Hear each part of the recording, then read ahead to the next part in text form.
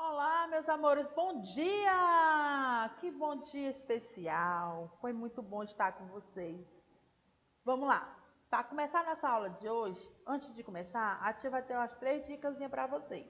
Que vocês vá para aquele lugar bem calmo, bem arejado, bem iluminado, para que vocês possam se concentrar na nossa aula de hoje.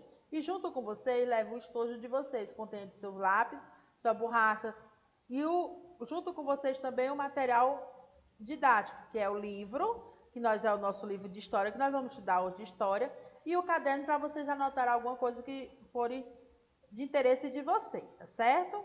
Vamos lá. Pegando o livro de vocês de história para acompanhar a aula junto com a tia, vocês vão abrir o livro de vocês de história na página 106. Vai falar sobre o nascimento do Estado. Quando eu falo de nascimento de Estado, eu falo sobre povo, eu falo sobre território e falo sobre nação, certo? Quando eu vou falar nascimento do Estado, eu falo sobre povo, sobre território e sobre nação, certo? Vamos lá, o surgimento do Estado. O Estado é um território onde é composto por uma população sob a autoridade de um governo autônomo e soberano, certo? Todo Estado, ele é composto por uma população e essa população, ela é cuidada, ela é ministrada por uma autoridade, por um governo, certo? Ele é autônomo e ele é soberano. O que é soberania? É o que comanda, é o que manda naquele determinado estado, naquele determinado país, naquele determinado município, certo? O surgimento de um estado pode acontecer de modo natural, onde são reunidas as quantidades básicas e conhecida popularmente a existência do território e população e governo. Existe o modo histórico, quando a formação se dá por meio de influências exteriores entre os estados. Existe o modo jurídico, que é quando é coletivamente estatal e se organiza e passa a ter um órgão que age por eles, formando assim o Estado. O que é o modo jurídico? É formado o Estado como?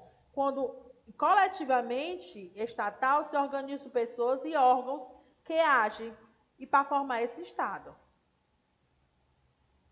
Os aspectos interessantes que devem ser considerados sobre a origem dos estados são o aspecto sociológico, o histórico e o doutrinário, certo? O sociológico diz respeito aos elementos da sociedade política criada pelo homem, certo? O sociológico relata sobre a sociedade política que nós, seres humanos, criamos. Os históricos encaram o Estado como um fato social de evolução, é a evolução daquele território, certo? E os aspectos doutrinários analisam o Estado do ponto de vista filosófico. Esse doutrinário ele vai avaliar o Estado, e o que é Estado? É a formação de um povo, né? É quando se une um povo que ele é governado por um poder soberano. Então, esse Estado ele analisa o Estado ao ponto de vista filosófico, em cima da filosofia, certo? O estudo dele. E o que é Estado? O Estado é formado pelo conjunto de instituições públicas que representam e organizam e atendem, a menos em tese, os anseios da população que habita no seu território. Foi o que a tia falou, que para mim falar de Estado, eu tenho que falar de povo e tenho que falar de nações e territórios. Então, o Estado é um conjunto de instituições públicas. São instituições públicas que se unem para representar o povo, né? Automaticamente, historicamente, isso era para acontecer. O soberano, o governo soberano, era para cuidar do povo, né? Só que na nossa realidade não é assim. Entre essas instituições, pode citar o governo, as escolas, as prisões, os hospitais públicos, o exército, dentre outras instituições que formam o Estado. Como novamente eu tinha falando, o que é Estado é o conjunto de instituições públicas. Então, o que é que forma essas instituições?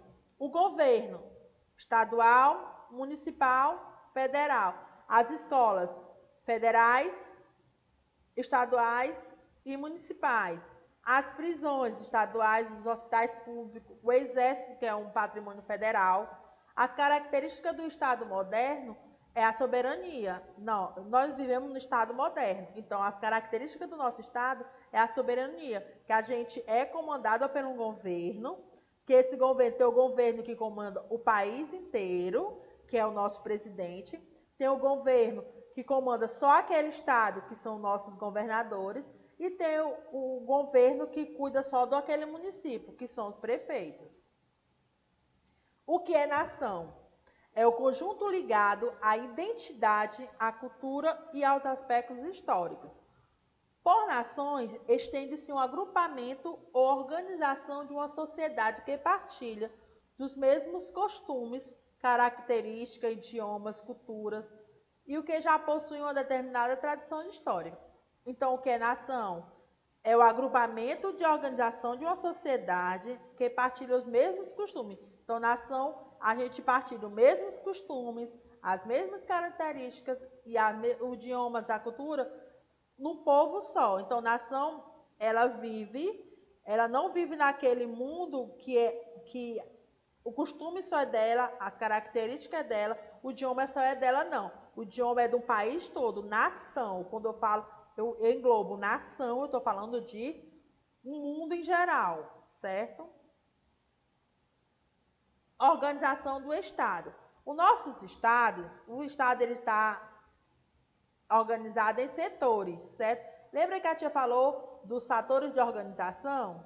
Pronto. Nós vivemos no fatores de organização do nosso Estado, que eles são formados por 3 setores: o executivo, o legislativo e o judiciário. É o meio que o Estado, que a nação, ela se organiza em setores. Os setores executivos, a capital do Brasil, desculpa, gente, o setor executivo, o legislativo e o judiciário. A capital do Brasil é Brasília, que foi constituída pelo governo do primeiro presidente do Brasil, que foi Juscelino Kubitschek, certo? Então, ele adotou a capital do Brasil como Brasília. E hoje temos a presença do Estado, que controla e organiza setores importantes da sociedade.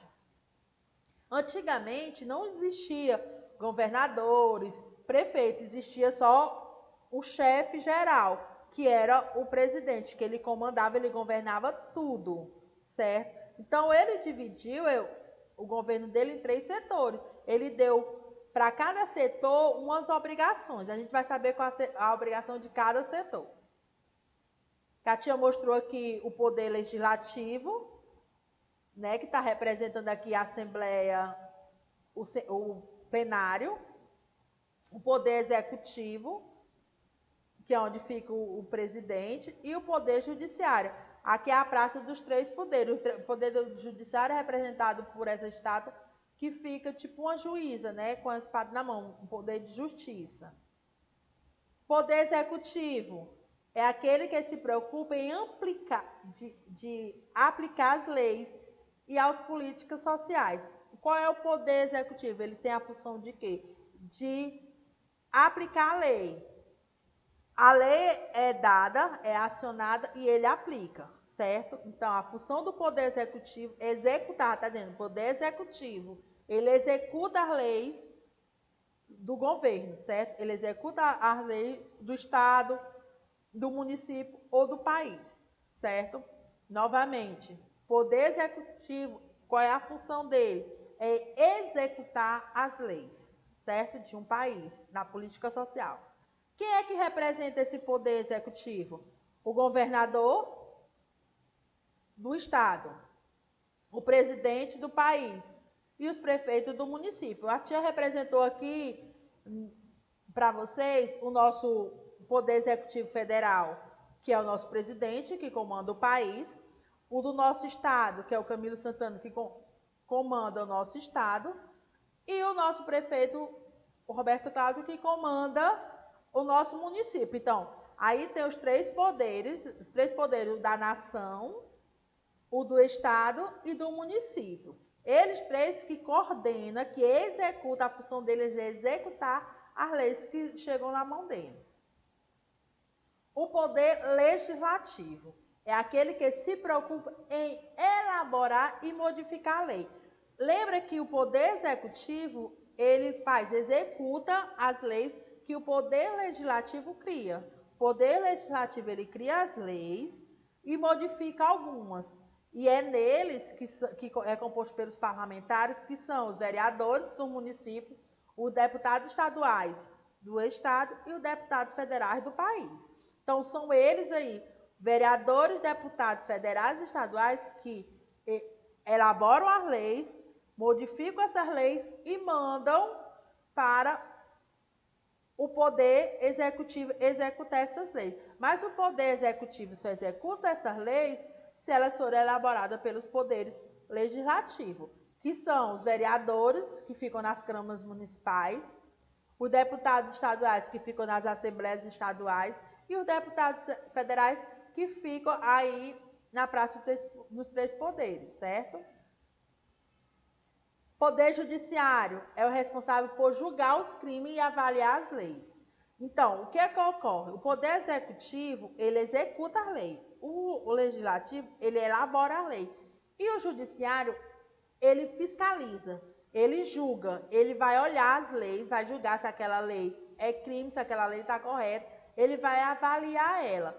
E se essas leis são constitucionais ou não, isso se elas obedecem à Constituição Federal. Então, só é acionada essa lei só é válida se ela estiver na Constituição Federal do Brasil, certo? É representado pelo juiz, o Poder Judiciário, está dizendo, judiciário, juiz, desembargadores, que fazem parte do Poder Judiciário, sendo o único dos três poderes que não é eleito democraticamente pelo povo. A sua principal instância é o Supremo Tribunal Federal, o STF, certo? O único poder que ele não é escolhido pelo povo, democraticamente é o povo que escolhe, é o Poder Judiciário. O Poder Executivo, quem escolhe para ficar lá, para lutar pelos nossos direitos, é o Poder Executivo. Quem escolhe é o povo, quem escolhe o presidente, o governador e o prefeito é o povo, democraticamente. Quem escolhe no Poder Legislativo o vereador, o deputado estadual e federal é o povo, de modo democrático. Só o único poder que não é escolhido democraticamente, que não é o povo que escolhe, aquele juiz que vai estar lá, que vai avaliar as leis, que vai julgar as leis, é o único poder que não é escolhido pelo povo, é o Poder Judiciário, certo? Para garantir o funcionamento dos três poderes, é preciso que eles se fiscalizem mutualmente, de modo que cada um deles garanta e avalie o funcionamento dos demais. Caso um deles apresente erros ou problemas, os demais devem fiscalizar e avaliar o caso, certo?